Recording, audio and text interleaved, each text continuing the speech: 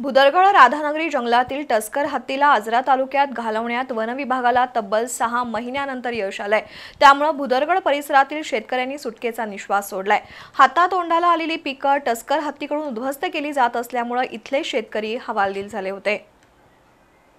राधानगरी तालुक्यातून भुदरगडच्या वेसरडे, डेळे, मेघोली वनहद्दीत टस्कर हत्ती दाखल झाला होता। 6 महिने तो दाजीपूरच्या जंगलात वास्तव्याला होता।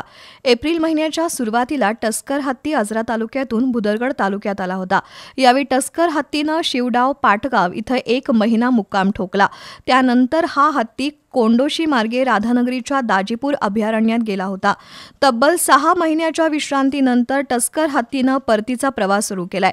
2 दिवसांपूर्वी हा हत्ती कोंडोशीच्या जंगलातून वासनोली करंबळी मार्गे वेसरडेच्या जंगलात गेल्याची माहिती वन विभागाला मिळाली।